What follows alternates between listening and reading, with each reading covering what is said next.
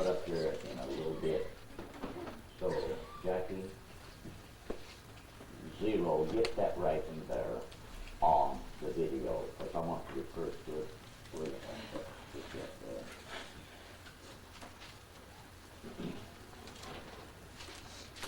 Thank you. In this subject that we're seeking to teach on, where many times I use the term maybe solar time or calendar time or prophetic time. And I want to explain some points of what I am implying. Keep in mind, in ancient time, there was no universal calendar. Anything that we have today written in our histories is written in reference to BC time or AD time. You take your Webster's dictionary, AD don't mean after death. It is more or less just a symbol of reference to the advent of Christ. It is not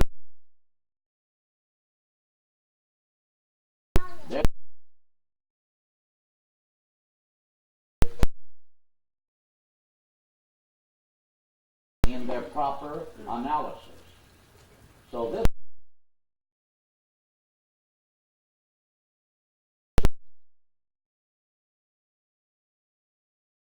world goes by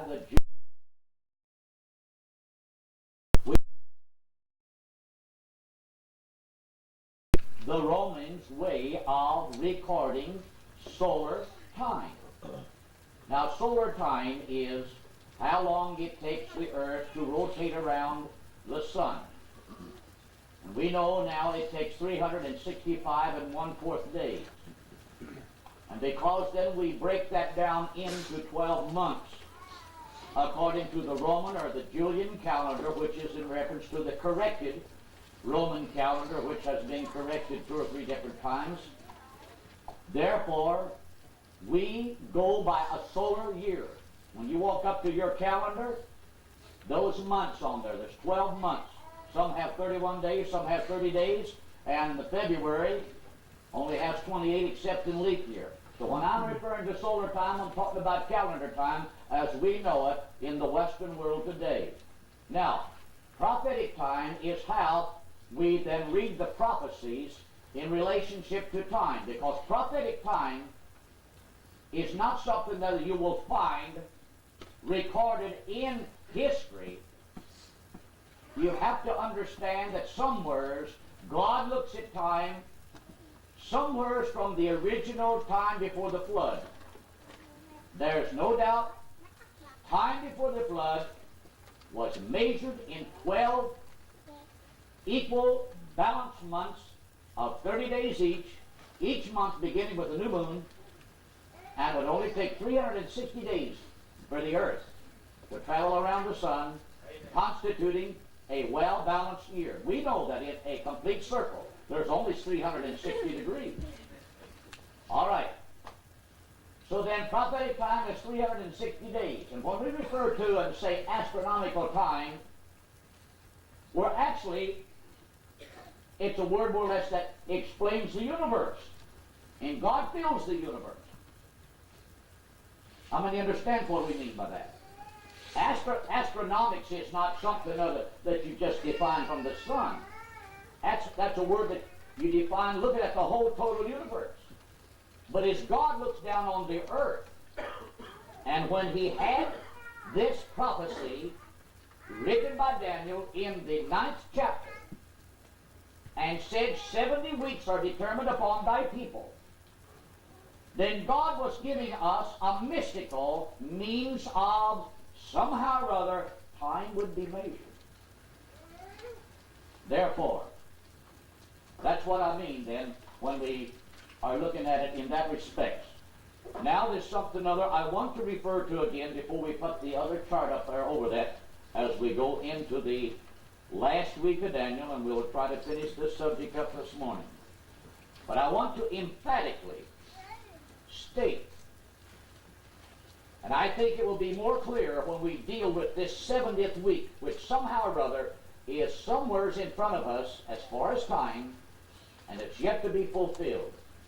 And I want to explain again, in reference to the previous time, from the time the decree was given to Nehemiah in the month of Nisan, in the, we will say, the historical or solar year 445 BC. But we know, brothers and sisters, within the month of Nisan, within that year, we don't look at that year as a whole year, if you understand it right. You only look at the prophecy in relationship to the time it starts. Therefore, it could be 445 as far as calendar or history. You can't change what's written in history. But if you're looking at the events and everything, then we're wanting to find out how much time has elapsed. Not when the year began, but when the decree started. That's what you've got to look at. When the decree itself started. So Nehemiah was given those letters to go back to Jerusalem, to show to the authorities, which would give him right to go to the forest and demand certain timbers and things for the reconstruction of the gates and the rebuilding of the wall. So the decree has got to be understood. It was given in the month of Nisan, as you read it in the first chapter of Nehemiah. Now, nowhere is it in the New Testament that Jesus was born a certain month on a certain day. Secular histories in that time knew nothing about the birth of Christ. The New Testament, written by the disciples many years after the Advent has started, they did not even know the particular date or month. But we know they had an approximate understanding. He was definitely born before the death of King Herod, which is this line right there. That's why King Herod's death right there. When you read Matthew and Luke's account, Jesus was not necessarily just a newborn babe when the wise men came. But when you read the account, and the wise men came to Jerusalem, to Herod, and they came in, they said, "Where is he that is born King of the Jews? For we have seen his star in the east." Now we've got all kinds of criticizing astronomical scientists today, trying to figure out what kind of a phenomena. Was there a certain constellation? Was there a certain lineup of stars? Or what was it? Brothers and sisters, common sense will plainly tell you. That star, no doubt, was set in motion by them wise men or astronomers. They had no measuring instruments, but they knew enough about the lineup of the stars and the eclipses. And they no doubt remembered the prophecies of Daniel. So with centuries later, as they studied the stars, they no doubt did see an alignment of something. But it is a fact. There ain't a man that walks the face of this earth that can walk out here to a certain house and say, "That star hangs over this house."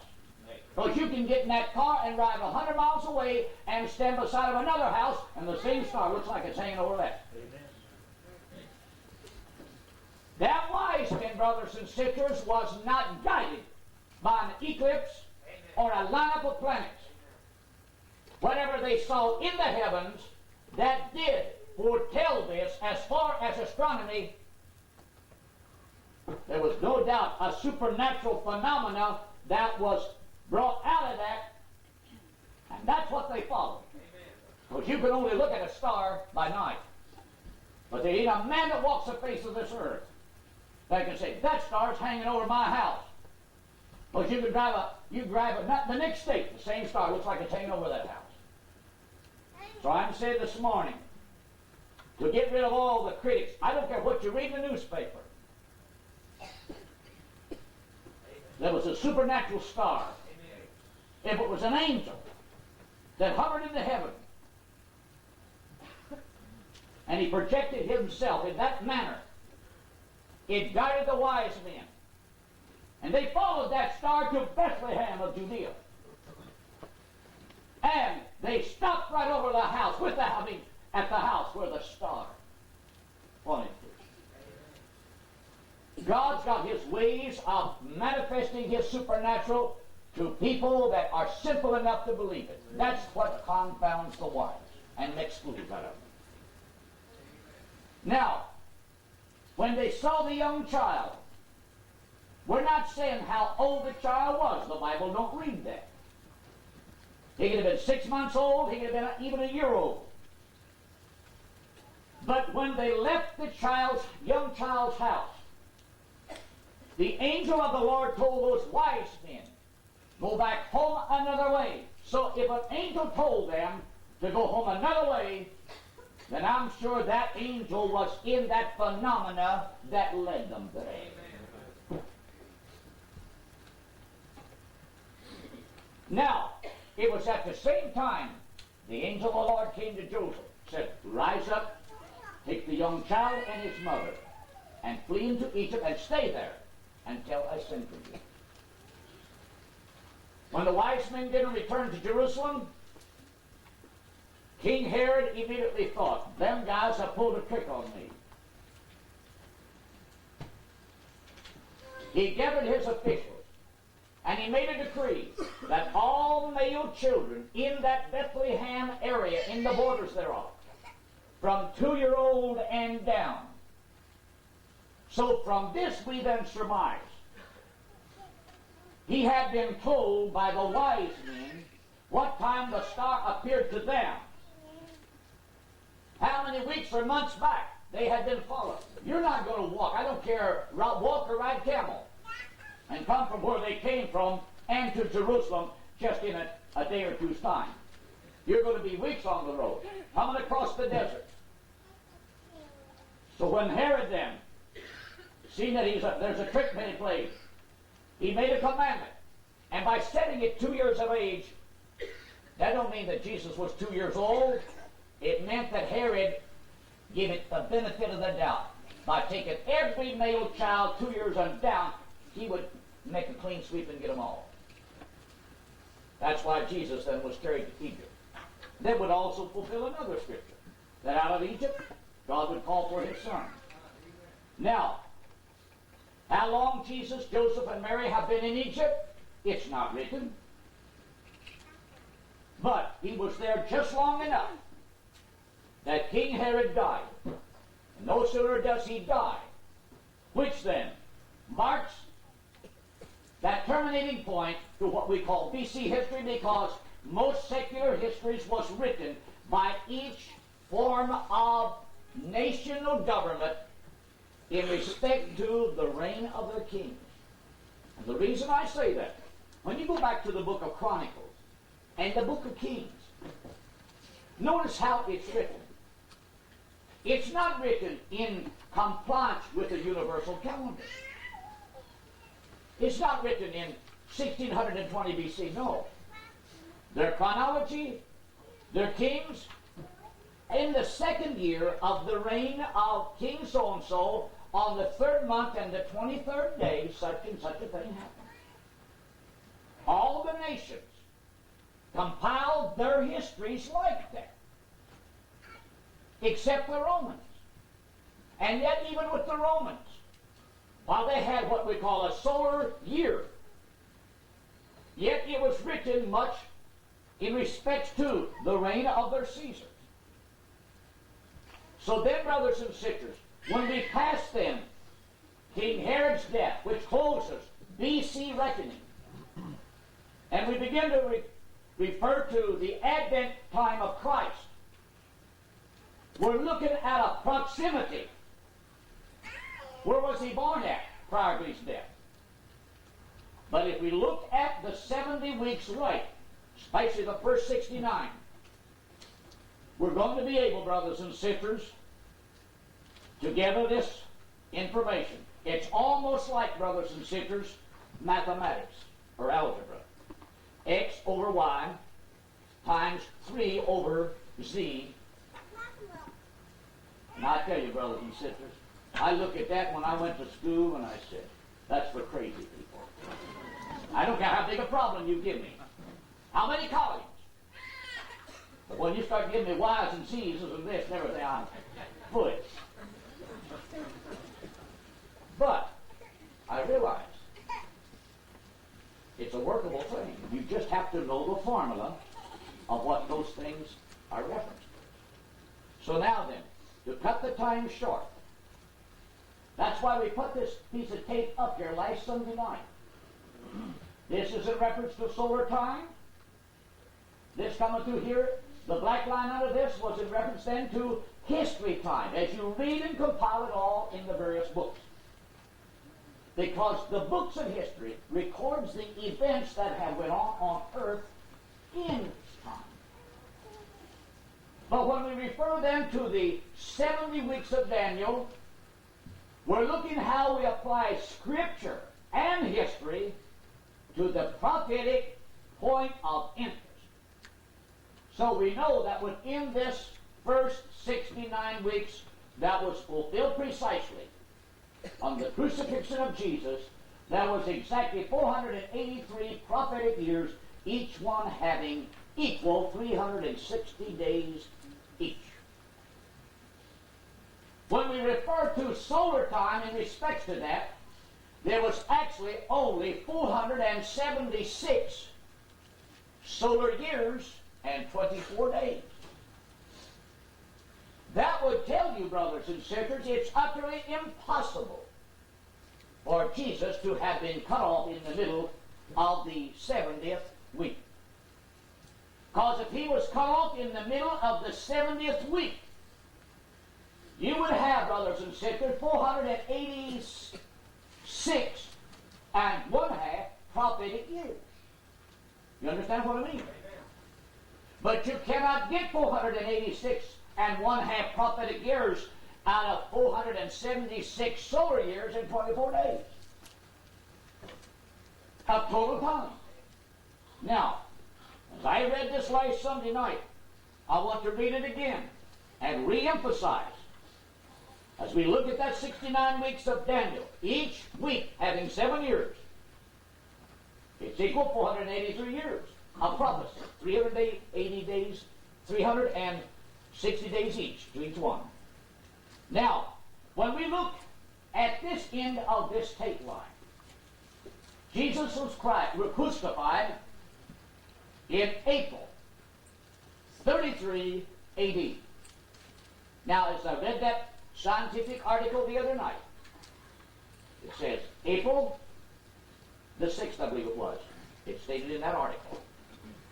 Now, that's because with our modern scientific astronomical instruments, and now with the computerizing of things, brothers and sisters, they could correct the calendar for the whole world to go by if they would, but you see what you'd have to do. You just have to erase the dates and everything that's in history. And they're not going to do that. Now, we know that Jesus, according to the New Testament accounts, it don't give you this in numbers, but in Luke, the 3rd chapter, when Jesus was baptized in the 15th year of the Roman Emperor Tiberius, of his reign, it said Jesus began to be about 30 years of age. To me, that means he has just passed his 30th birthday. He knows when he was 30 years old. Because when you go back to the Levitical order of the priests, that was the proximity of their age before they were allowed in the original plan to enter the priesthood. Now, we know then of the chronology of the New Testament. He ministered for 3.5 years. This would make his total lifespan 33.5 years of age as far as solar time. This would mean he is born somewhere in the fall of the year. If he's crucified in the spring of the year, and we will say 3.5 years back of that, he was 30 years of age, it would put him in the fall of the year when he's baptized. Then you go 30 back to birth, it's going to make him be born in the fall of the year.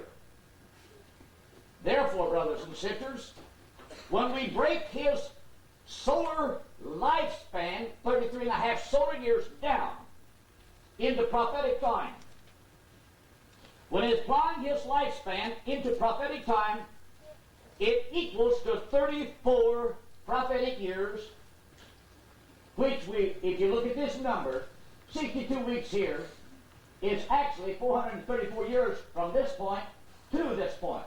But his life fulfilled the last 34 prophetic years of that. Now, the first of the 69 weeks was 49 years to this point right here. Therefore, that will lead from that point, terminating point, because that's the time that Malachi prophesied. That will leave exactly 400 years, prophetic time, coming right on till Christ is born. And 34 prophetic years later, or 33.5 solar years later, he is crucified. Now, I'll finish reading this and then we'll put the other chart up. The first 7 weeks, which is 49 years, brings the prophecy to the time that Malachi prophesied in the Old Testament. He's the last BC prophet written in the chronology of the Old Testament writings. Since he was the last prophet to Israel 400 years before Christ, Malachi chapter 3 verse 1, he prophesied both of the advent of John the Baptist and the messenger of the covenant that was to come, who was Jesus Christ. Then in the 4th chapter, he prophesied again of that coming of John the Baptist. Never mentioned his name, but in reference to the anointing that was rested upon him, because it was referred to as Elijah the prophet. Now, I'll read it like this then. The first 7 weeks of prophetic time was the 49-year period that brings us to the time of Malachi. The 62-week interval, which is referred to as when the streets and so forth and the walls is built in troublous times, this is the 434-year period that climaxes with the crucifixion of Jesus Christ, the Jewish Messiah. Now, therefore, the life of Jesus fulfilled the last 34 years of that 62 weeks, or the 434 years, as you see it there on the tape line. Now, the correct BC time. Now, here's what we will establish. The correct, from the birth of Christ, BC time, from here to here. I'll read. The correct BC time that had elapsed from the decree that was given to Nehemiah in the year 445 BC, as far as history time, unto the birth of Christ, was actually 442 solar years, 203 days to the birth of Christ. Now, you cannot go back and rewrite history. And you can't go back and tear up all the calendars. Now, why do I emphatically read it like that? Because God, well, the day that that letter was given to Nehemiah, God in his own sovereign mind had determined the sun would rise and set. Rise and set. Rise and set. 173,880 times and would fulfill that prophecy. And the Messiah will be cut off, but not released. God never intended it for it to start 6 months too soon, nor to linger and drag out 6 months too late. God knew when it would start, and He knew when it would terminate. Brothers and sisters, when Jesus then rose there on the third day and appeared that night to His disciples, and there they sat, startled, scared, frightened. And He said, "Be not afraid, it is I. A spirit hath not flesh and bones as you see me have." Have you got anything to eat? He wanted to prove to them, beyond all reason of doubt, He was a physical walking being. He took pieces of fish, pieces of honeycomb, and ate it. Then still they were startled, and He knew what their state of mind was. And then what does it say in Luke's account? Then beginning with the law and the prophets and the Psalms, He began to explain to them how that it's written, and how that it behooved Christ to suffer and die and rise again. And I know one thing: He did not leave this prophecy of Daniel out, because He no doubt quoted that and set it over their minds and used it as a guidepost to fit all these other scriptures. Therefore, opened He their understanding by the Scripture. Now, if the brothers will put the other chart up.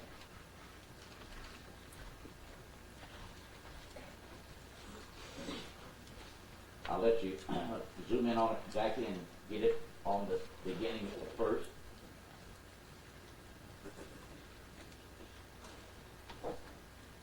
This is a chart that we've used to explain another subject.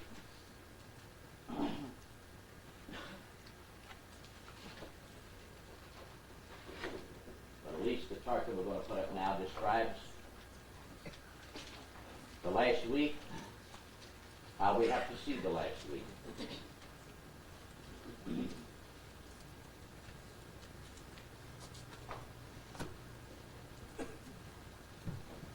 If people can ever be convinced how accurate the last week is, and precise it is, even to the day, and if they can ever once get that established in their mind, this will better than help them to understand.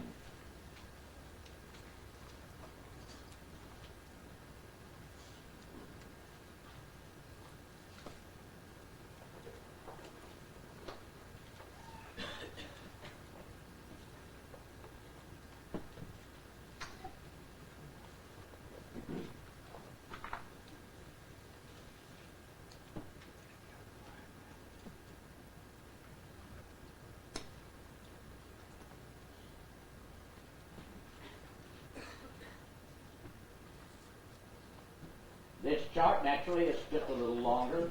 There's a little more on it than what the other one had. We're using it that way to sort of be able to place ourselves within this closing part of the grace age. This is all illustrative of the grace age period that the church through time has come through. And this right here is more or less the interval of time closing out this grace age as the world and diplomatic conditions are set in motion for the rebuilding of the temple and so forth, and the Antichrist to make a covenant. Now keep in mind that 7-year period does not start until Israel, the Jewish nation around which this whole 70-week prophecy turns. Doesn't matter what the United States does, England or Europe. Forget it. It's when Israel signs a covenant with the Antichrist, the world dictator. That's why from this point right here on over, this is to represent to you that last 7-year period, or the 70th week of Daniel, starting from this point to this point. And right in the middle there is a dividing line. Now, a lot of people, for some reason, they see in the New Testament Jesus preached 3.5 years and was crucified. That's proof that he was cut off in the middle of the 70th week. That's not proof of anything. Did you know, brothers and sisters, the one part of this 70th week was referred to in the 7th chapter of Daniel, even before the angel even gives him the description. Let me read it to you.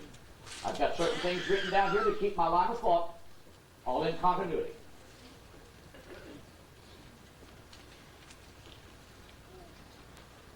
The last half of the 70th week is mentioned in Daniel chapter 7, verse 25.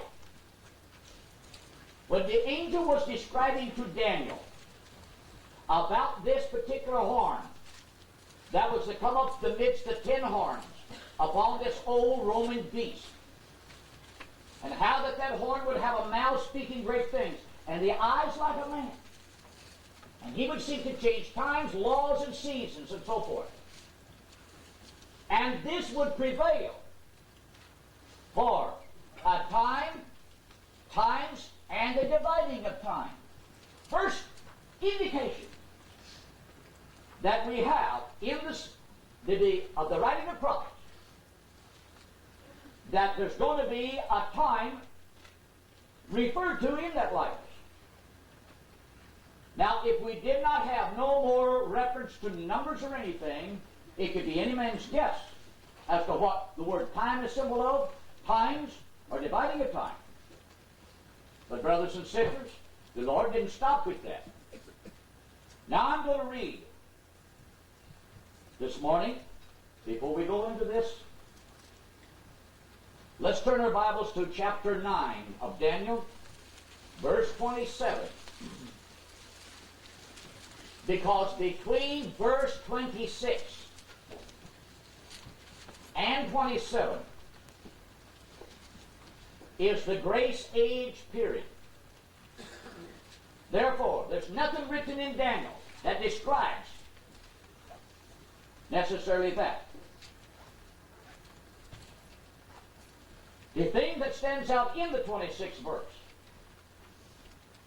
it speaks here how that there will be a people of the prince that is to come, future, and how they will come and destroy the city, which is Jerusalem, and the sanctuary, which was the Jewish temple, and unto the end of that war effect. More wars and desolations are determined.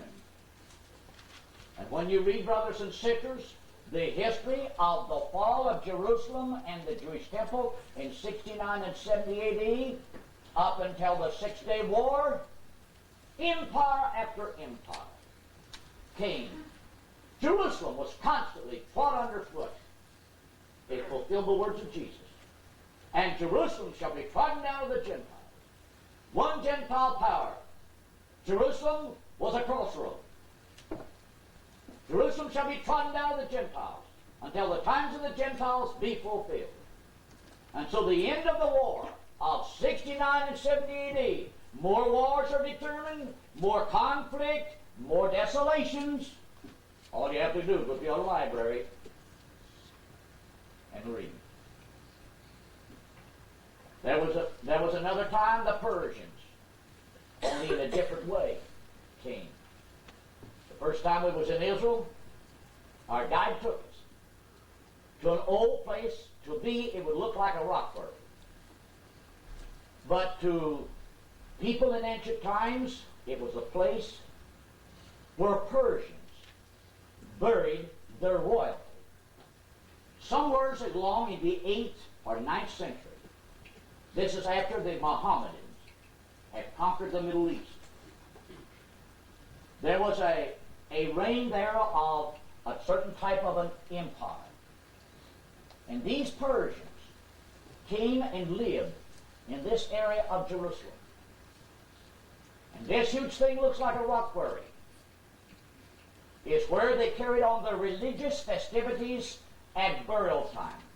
There was a huge baptismal place. The body was washed and everything, getting it ready for burial. The steps that went down into this place, they take you right on around through here into these various caves where they buried the royal deceased of that period of time. The reason I'm talking to you in this way, see in verse 26, it don't go in detail and tell you how long this desolating period is to last. But I'll tell you, brothers and sisters, from 69 and 70 A.D., when Jerusalem was torn down by the Romans, and the temple was demolished, and the words of Jesus was fulfilled. Verily, verily, I say to you, there is not one stone here that shall be left upon him, but shall all be brought down. Now, a lot of people say, well, what did he mean by that? All because the Jewish temple was decked with gold and silver. When the Roman troops finally gained an entrance over the temple walls into this court compound, they saw all of this gold and silver ornamentation.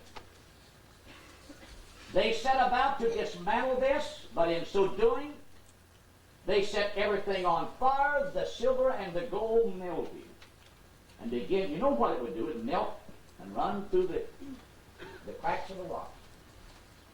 Them soldiers with their spears and things, they upturned every rock to get every little fragment and piece of gold and silver, because it was a valuable item. The temple compound was left nothing but a burnt shambles. And the end of that war and siege, more wars, more desolations, were determined. That closed your thought on verse 26. Now we look to verse 27, which has not yet came into focus. Now when we look at verse 27, which we read now, and he, this he is a word that speaks in reference of a future prince that had not yet appeared in time. It's the false prince, it's the world dictator, it's the false prophet, it's the Antichrist, it's the son of perdition. He's called many things in the Bible. He shall confirm thee. Now this covenant. See, look, brothers and sisters, the 69 weeks which we've taught, it started by some kind of a decree. It started by a written letter or something that authorized it. Well, so does the last week start by a letter of agreement, or it's a contract. It's something growing up slowly, where nations get together and we've got to do something to preserve world peace. Look what Reagan has done to destroy certain range rockets. But brothers and sisters, this decree that we're reading about here, this commandment, is not something to do away with rockets necessarily.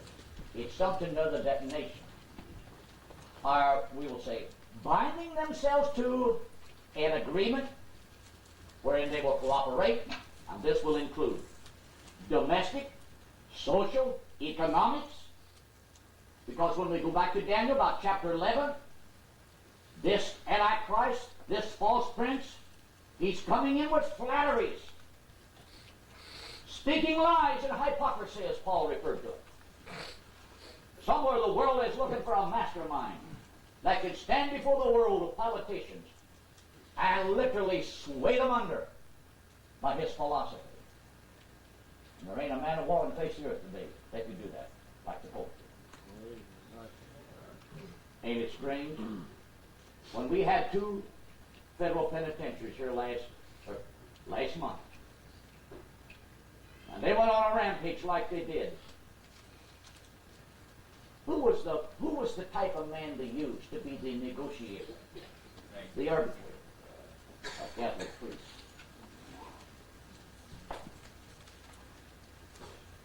Now I'm going to tell you something, brothers and sisters. This nation is fast selling out. So that's me. All right? He shall confirm the covenant with many. Sure, there's going to be many nations will sign this peace pact, economical agreement for 1 week. That don't mean that the Pope says, now we'll set this up on a 7-year plan. No. It means we're going to set up a peace plan, a charter that will be forever. But God sees to it that it will only last 7 years. For God is the terminator of it. And in the midst of the week, somewhere in the midst of that 7-year period, he, meaning this man of sin, the one that designed it, he shall cause the sacrifice and the oblation. Now, brothers and sisters, somewhere as this grace age moves towards this, keep in mind, the Jew is back in the Holy Land. The Jew is back in the holy city. But there is a holy spot. They haven't got it yet. They'd like to have it. That's where their temple is. But somewhere in front of us, it could happen this year, it could happen next year, it could happen 2, 3 years, 5 years from now. We don't know when. But when God says it's time, that prophecy, the gears of it must again be set in motion. Them Jews is going to get that holy temple spot, and the Mosque of Omar is going to come down. And brothers and sisters, when you go back in Isaiah, there's going to be some kind of a war in the Middle East. It's not going to be Armageddon, no, but it's going to be a war that's going to shake the world. And there's no doubt it will have 2 effects to the total world. It'll let the Jew know that Jehovah is on their side. They'll be able to get their holy temple spot. But to the Western world, it's going to bring the Western world to such a brink of chaos. They're going to be willing to sign anything to avoid any future conflict at any time. Now, so somewhere as this grace age terminates, the Jew is going to get that spot. Once he gets that spot, brothers and sisters, it won't take them 6 years to build the temple. Because the temple is not a large building, but it is a fabulous, splendid, beautiful. You must see the temple from its splendor, not from its huge, massive structure. That's the thing we must look at. Now, so, somewhere just before this week starts and the age of grace terminates, there's going to be a little period of time. And we don't want to look at it in a great big long number of years, but a short period of time. They're going to have long enough time, brothers and sisters, to build a temple and start their daily sacrifice. Now, as that is set in motion, about the same time, brothers and sisters, from the Western world and the nations that are to be, we'll say, incorporated within this total peace plan, this mastermind, this super character the world is looking for, none other than a pope that's going to devise such a thing. They're going to come up with this. It's not Israel designing the commandment. It's the Western world designing this peace, pact, tranquility, prosperity, no more wars. And what they do, when Israel signs it, that starts that week. Now, brothers and sisters, there is no doubt, as from the Western world, as we would look at the week, naturally, the church is raptured. Keep that in mind. But let's look at the Western world. They'll see this as splendid, wonderful. Why haven't we done this a long time ago? Don't you know it says in the 13th chapter of Revelation, and the whole world will wonder after the beast. Yes, they will. Whose names are not written in the Lamb of the life from the foundation of the world. And they will literally worship the devil, the dragon, which gave power to the world. The beast is the Western and Mideast world nations. but Israel sets as the terminating point. Now, the first half of that week, no doubt, you're going to see all kinds of beautiful things set in motion. From the Western world, economics, businesses, it tells you in Daniel that he will cause certain things to prosper. Talk about money. Man, people will be so greedy and selfish. Jobs for everybody. But all is that week start. No sooner does that week start, there are going to be two prophets. Read of them in Revelation chapter 11. They're going to come on the scene, and they're going to start prophesying in the streets of Jerusalem. And there are the men, brothers and sisters, going to warn Jerusalem, that warn the Jew and the nation of the Jew, the political Jew. Hey, you've done wrong by signing that thing with that devil. Now, brothers and sisters, they're not going to be preachers like me.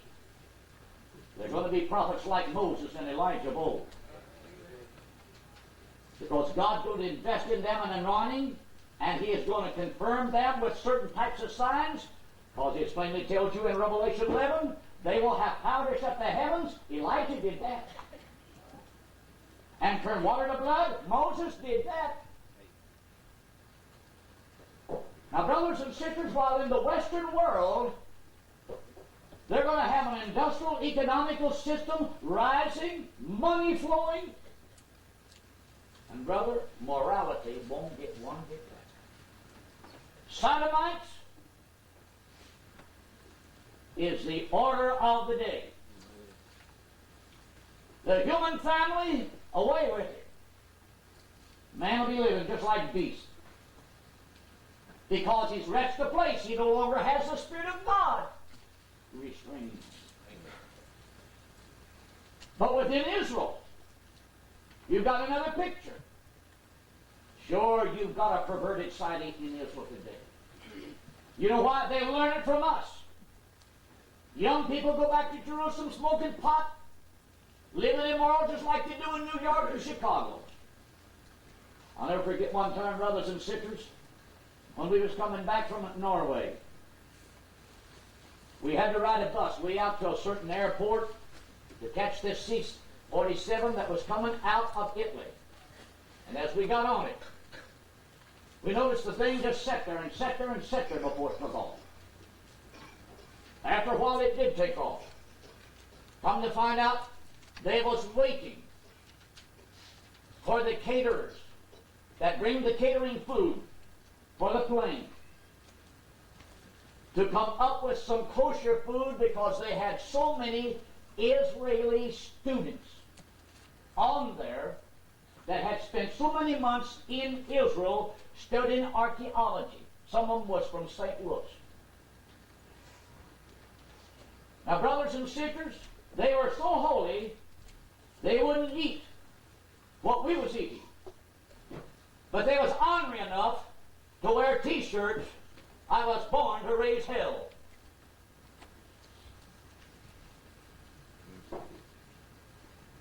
When they finally did come out with some of the kosher food and gave it to them, Terry, I thought to myself,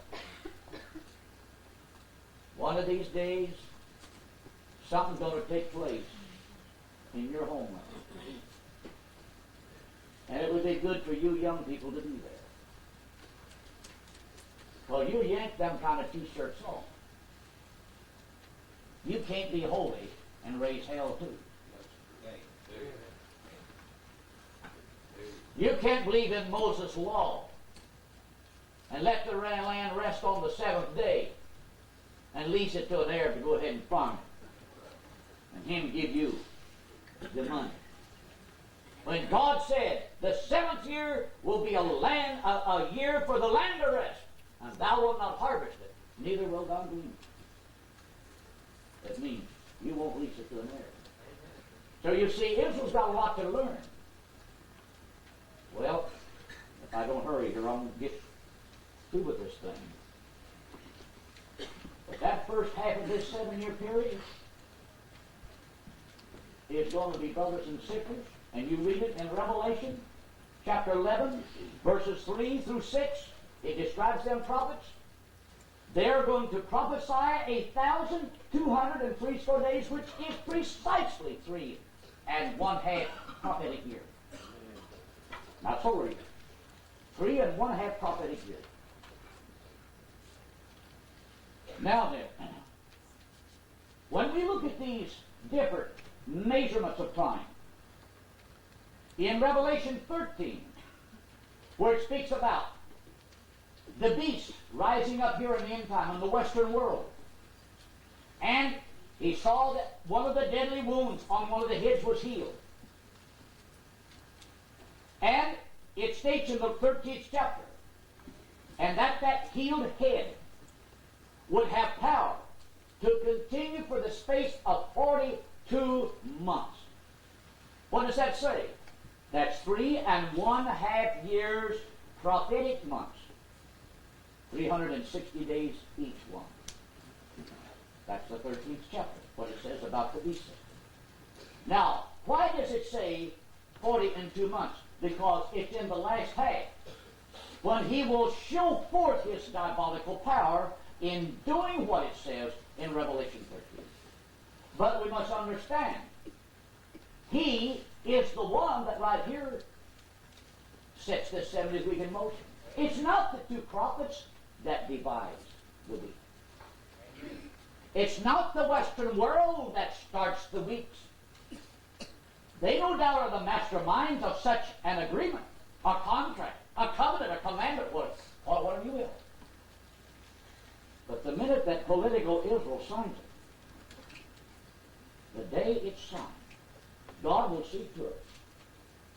Time will not last any longer than 7 prophetic years. That's why, brothers and sisters, and two prophets will come forth, and they will start smiting the land of Israel with drought, with plagues of blood, all kinds of pestilences and everything.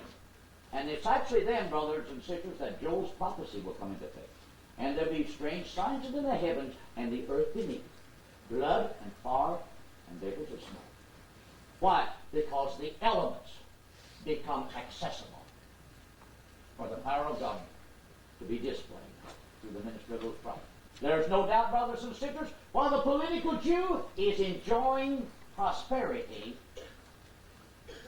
he becomes more evil. But at the same time that's going on, there's going to be an element of spiritual Jewish people. They're going to catch the revelation of who Jesus Christ, their crucified Messiah, was 2,000 years ago. But them two prophets is going to reveal that by the Spirit unto them. And God's going to seal away 144,000 Jewish men in this 3½ year period of their prophecy. That don't mean that's all that there's going to be preserved of the Jews, because there's going to be another element, both men, women, boys, girls, right on down to little children. These are all symbolized and represented when you read Revelation chapter 12, the woman. When you read about that woman there in Revelation chapter 12, and especially when you come to verse 6, where it says, and she had a place prepared over there in the wilderness, and there she's nurtured for 1,203 score days. Notice, brothers and sisters, the two prophets minister 1,203 score days. That woman, which is symbolic of an element of Jewish people, have got to be here in the land to hear what they say in order to leave and go somewhere in the world signified as the wilderness, because there they're going to be preserved and kept from the Western world beast system, which will set out a decree against the Gentile foolish virgins and the Jewish righteous people. And brothers and sisters, she is protected then, while this is going on, somewhere in the world, for 42 months. Now, when you take 1,203 score days they prophesy, and 42 months where they're hiding, it all adds up to 3½ years. Now, these characters who will say, well, there's only 3½ years left. then how are you going to balance that in Revelation? But brothers and sisters, if the two prophets are going to prophesy 1,260 days, how are you going to coincide it? Because that woman's got to be here to hear it. She can't run here and be in Jerusalem at the same time. Because the prophets are not going to follow. The prophets are going to prophesy in Jerusalem, period, for 1,260 days. And that means that woman, symbolized as representative of the whole life structure of Israel, you've got to be there to hear it. Brothers and sisters, and then they're going to leave. Because you know why? Because it says there's two wings of an eagle give to this woman, right? That she might fly. Now all of that's symbolic. Because those two prophets, which it's their message, which really is symbolized as the wings. Because God referred to Israel one time, and it's in Exodus, how that he had brought them out of Egypt by the wings of eagles. And they didn't fly out. They come out under the ministry of Moses and Joshua.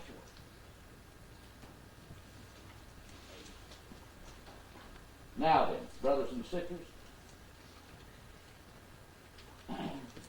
I want to read this here for you to get all the chronology of the scriptures lined up. There's 1 week, a 7-year period left, and this is referred to in Daniel chapter 9:27. Now, it is in Daniel 9:27. That's the first time the week is mentioned. It is in verse 9:27 that it is first mentioned of something taking place in the middle of the week.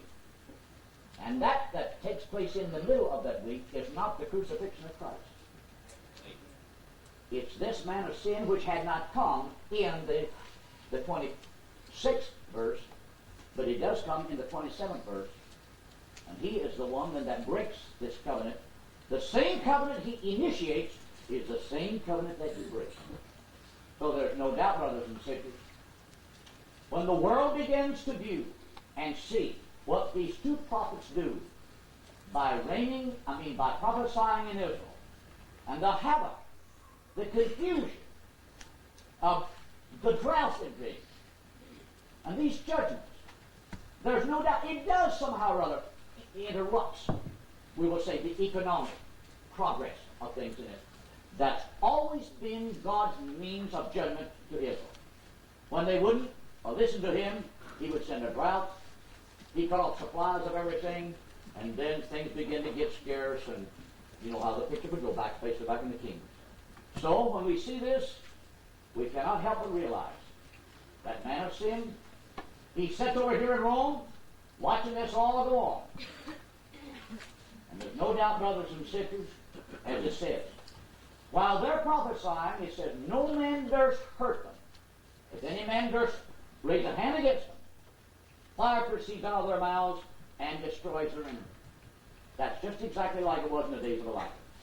When those men came out, soldiers of the Syrians came out to look for old Elijah, there he sat up on the mountainside. He said, if I be a man of God, let fire come down into Ireland. And that last captain that come out with his 50, he said, Lord, be merciful to me. Now, so when we think of the Pope sitting in Rome, and imagine, brothers and sisters, he turns on the evening news. Now we speak to you from the streets of Jerusalem again today. A lot of things have took place.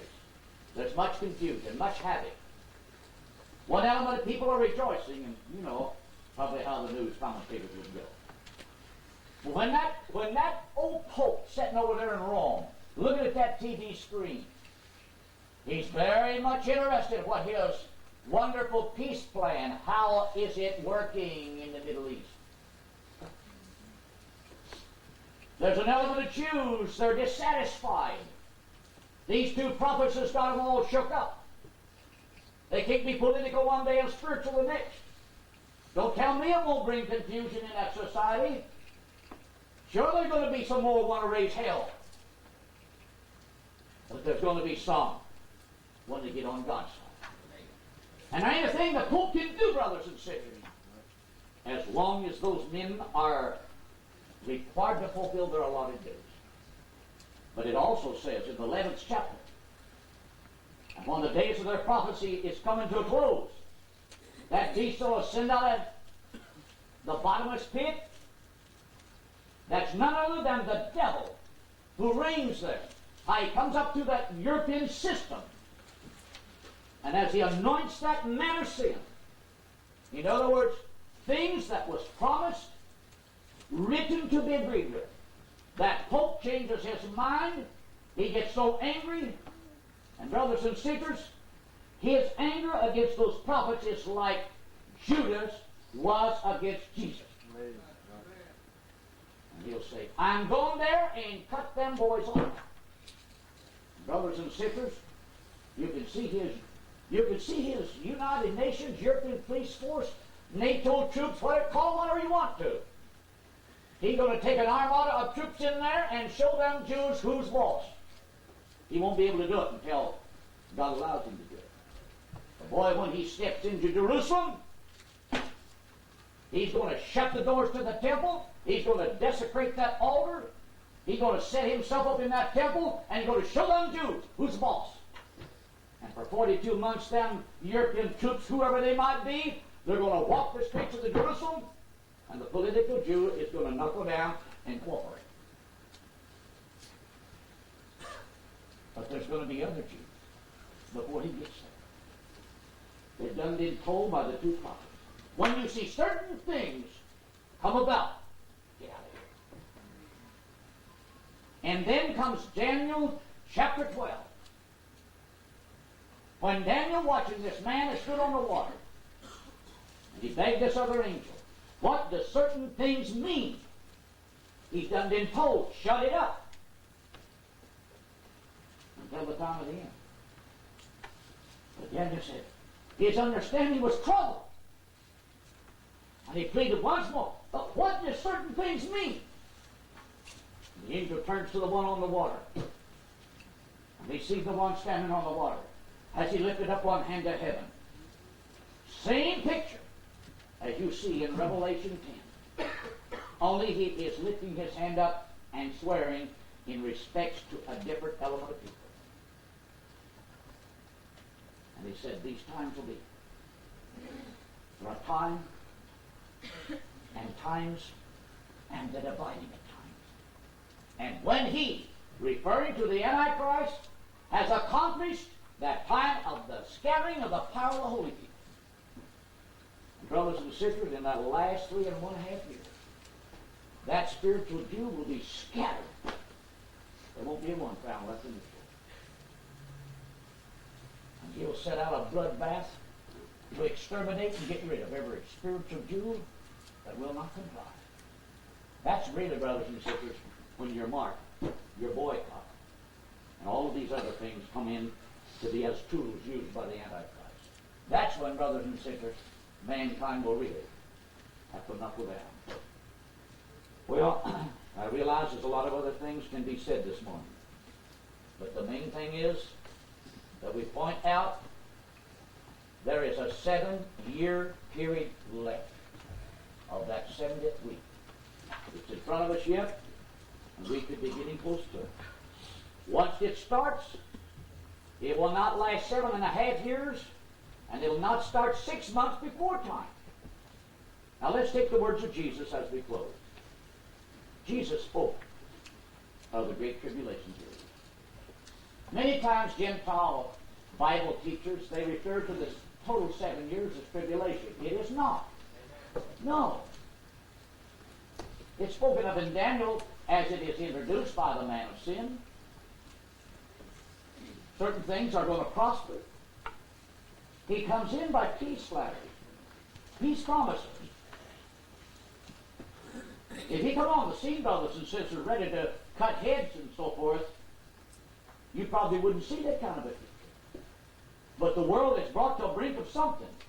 This puts the world in a willingness state to cooperate with anything to keep them from being annihilated. So he comes on promising all kinds of sweet future. From the Western world standpoint, things will go along in the first half, no doubt, pretty good. But it's what takes place in Israel that changes the balance of thinking for the man of sin. Something's got to happen in Israel to make him break the very agreement that Israel has signed. So then, brothers and sisters, that sets the last half of the great tribulation. And there'll be a time of trouble such as there never was before. Jesus spoke of it in Matthew 24. Immediately after the tribulation of those days, that means when they have run their course, not 1 week later, not 2 weeks, 6 months later, immediately after the tribulation of those days, shall the sun be darkened, and the moon shall go up. And then shall appear the sign of the coming.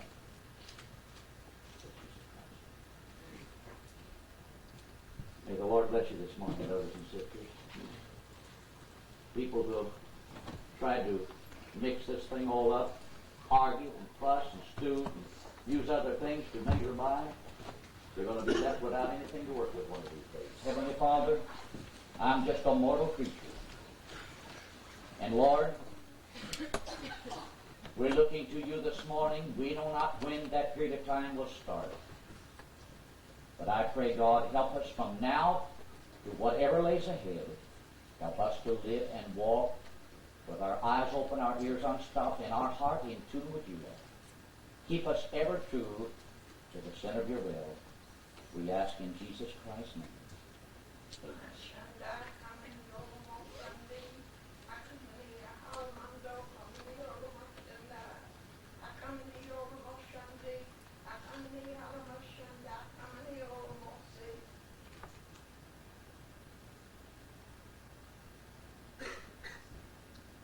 Surely there shall be in thy day and in thy lifespan a change in world affairs about thee. For I say unto thee, my people, thou art truly now living in times when I, the living God, the God of the heaven, shall bring about many things in the earth below. And there will be many uprisings that will take place in the affairs of man. And thou shalt see a world begin to be set in confusion. And thou shalt see the wickedness of men becoming more intense. But I say unto thee, my people, I shall not leave thee in the darkness. I will show thee the way of escape, because I am the light of that doorway. If thou wilt follow me and listen to me, I will shelter thee when the storms are raging about thee, for I am the Lord thy God, and thou art called to be my own, saith the Lord.